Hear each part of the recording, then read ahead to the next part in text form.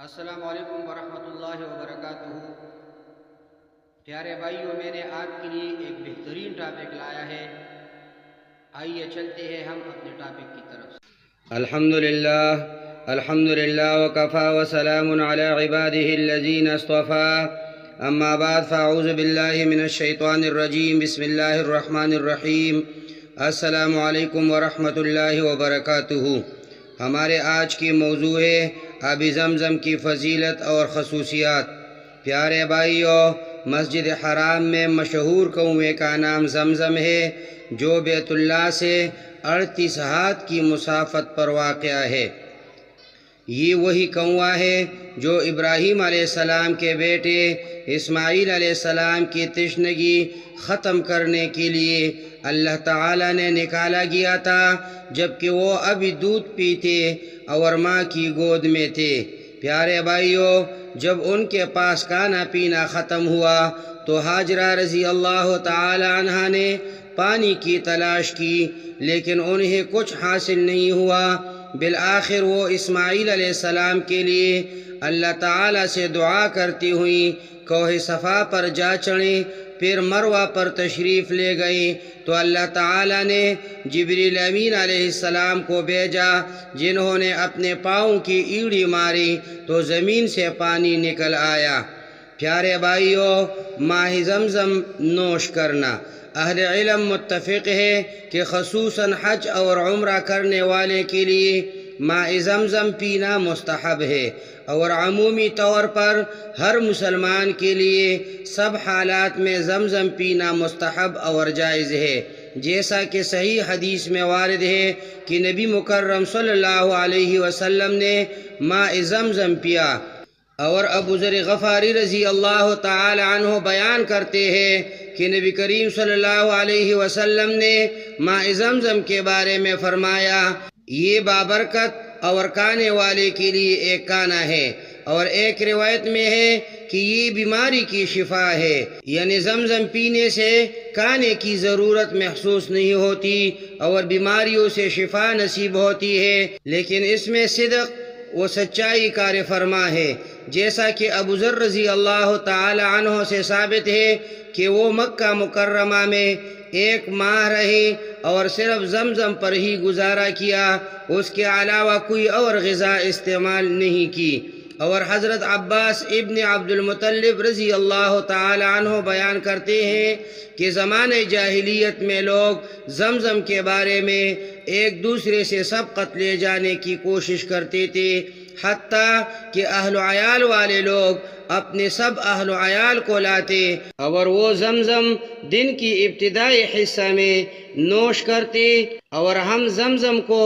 اہل عیال کا ممد و معاون شمار کرتے تھے۔ حضرت عباس رضی اللہ تعالی عنہ کہتے ہیں، زمانۂ جاہلیت میں زمزم کو شباعہ یعنی پیٹ بھر دینے والا کا نام دیا جاتا تھا۔ پیارے بھائیوں، 2 فرشتوں نے بچپن میں نبی کریم صلی اللہ علیہ وسلم کا دل بھی اسی زمزم کے ساتھ دھویا اور پھر اسے اپنی جگہ پر واپس رکھ دیا۔ حافظ عراقی رحمہ اللہ تعالی عنہ بیان کرتے ہیں کہ نبی کریم صلی اللہ علیہ وسلم کا سینہ زمزم کے ساتھ دھونے میں حکمت یہ ہے کہ نبی کریم صلی اللہ علیہ وسلم اس کے ساتھ آسمان و زمین اور جنت و جہنم دیکھنے کے لیے طاقت حاصل کر سکے، اس لیے کہ زمزم کی خصوصیت ہے کہ وہ دل کو طاقت پہنچاتا ہے اور خوف کو ختم کر دیتا ہے۔ نبی کریم صلی اللہ علیہ وسلم کے شق صدر اور اسے زمزم سے دھونے کا واقعہ ابو ذر رضی اللہ تعالی عنہ بیان کرتے ہوئے کہتے ہیں کہ نبی کریم صلی اللہ علیہ وسلم نے فرمایا، میں مکہ میں تھا تو میرے گھر کی چھت کھولی گئی اور جبریل علیہ السلام اترے اور میرا سینہ کھولا، پھر اسے زمزم سے دھویا، پھر سونے کا ایک حکمت اور ایمان سے بھرا ہوا طشت لائے اور اسے میرے سینے میں انڈیل کر سینے کو بند کر دیا، پھر میرا ہاتھ پکڑ کر آسمانی دنیا پر لے گئے۔ زمزم پینے میں سنت یہ ہے کہ پیٹ بھر کر پیا جائے، حتیٰ کہ کوکے باہر نکل آئے۔ اور تشنگی مکمل طور پر جاتی رہے۔ فقہائے کرام نے زمزم پینے کے کچھ آداب بیان کیے ہیں، جن میں قبل رخ ہونا، بسم اللہ پڑھنا،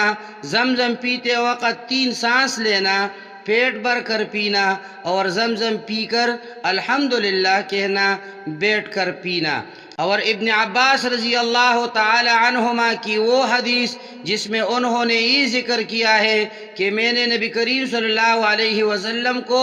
زمزم پلایا تو نبی کریم صلی اللہ علیہ وسلم کھڑے تھے،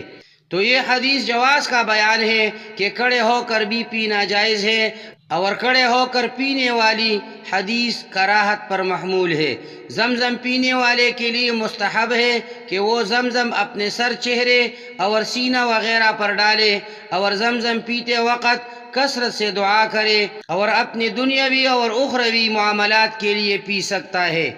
اس لیے کہ نبی کریم صلی اللہ علیہ وسلم کا فرمان ہے، زمزم اسی چیز کے لیے ہے جس کے لیے اسے نوش کیا جائے۔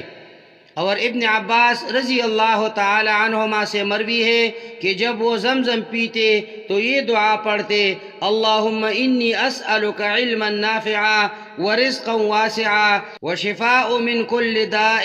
اے اللہ میں علم نافع اور رزق کی کشادگی اور ہر بیماری سے شفا کا سوال کرتا ہوں۔ اور دینوری نے حمیدی رحمہ اللہ سے بیان کیا ہے کہ حمیدی رحمہ اللہ عنہ کہتے ہیں کہ ہم سفیان ابن عیینہ کے پاس تھے تو انہوں نے یہ حدیث بیان کی کہ زمزم اسی چیز کے لیے ہے جس کے لیے وہ نوش کیا جائے۔ تو مجلس سے ایک شخص اٹھ کر چلا گیا اور پھر واپس آ کر کہنے لگا، اے ابو محمد، کیا وہ حدیث جو آپ نے زمزم کے بارے میں بیان کی وہ صحیح نہیں؟ تو انہوں نے جواب دیا، جی ہاں۔ وہ شخص کہنے لگا، تو میں ابھی زمزم کا ایک ڈول اس لیے پی کر آیا ہوں کہ آپ مجھے 100 حدیث بیان کرے۔ تو سفیان رحمہ اللہ کہنے لگی، بیٹھ جاؤ بیٹھ جاؤ۔ تو انہوں نے اسے 100 حدیث بیان کی۔ اور بعض فقہا نے زمزم کو بطور زاد راہ دوسرے ممالک لے جانا مستحب قرار دیا ہے، اس لیے کہ اسے جو بھی بیماری سے شفا کے لیے پیے اسے شفا حاصل ہوتی ہے۔ اور حدیث عائشہ رضی اللہ عنہ اس کا ثبوت ملتا ہے کہ انہوں نے بوتلوں میں زمزم بھر کے لائے اور فرمانے لگے، نبی کریم صلی اللہ علیہ وسلم بھی بھر کر لاتے اور بیماروں پر انڈیلتے اور انہیں پلاتے تھے۔ پیارے بھائیوں، فقہا اس پر متفق ہے کہ زمزم سے پاکیزگی حاصل کی جا سکتی ہے، لیکن انہوں نے یہ کہا ہے کہ اس کا استعمال ایسی جگہوں پر نہیں کرنا چاہیے جہاں اہانت کا پہلو نکلتا ہو، مثلا نجاست زائل کرنا وغیرہ۔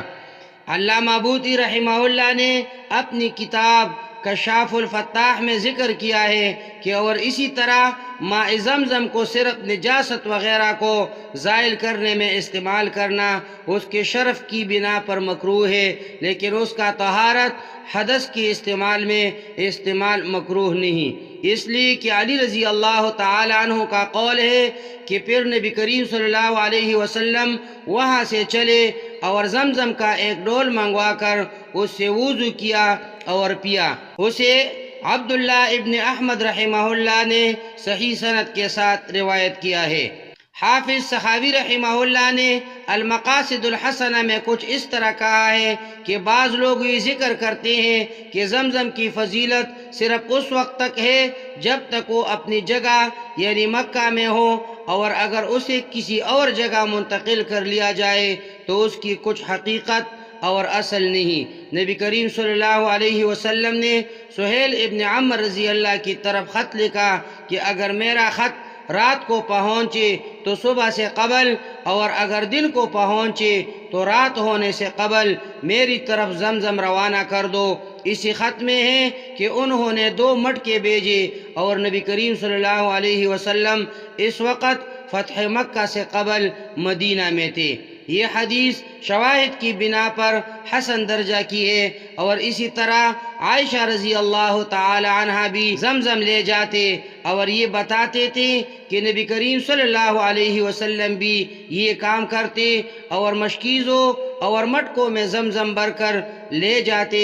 اور بیماروں اور مریضوں کو پلاتے اور ان پر انڈیلتے تھے۔ اور ابن عباس رضی اللہ تعالی عنہما کے جب بھی کوئی مہمان آتا تو وہ اسے زمزم کا تحفہ پیش کرتے، اور عطار رحمہ اللہ سے بھی زمزم لے جانے کے بارے میں سوال کیا گیا تو ان کا جواب تھا کہ نبی کریم صلی اللہ علیہ وسلم اور حسن رضی اللہ تعالی عنہ اور حسین رضی اللہ تعالی عنہ بھی اسے لے کر جاتے تھے۔ اقول قولی ھذا استغفر اللہ لی ولکم ولسائر المسلمین۔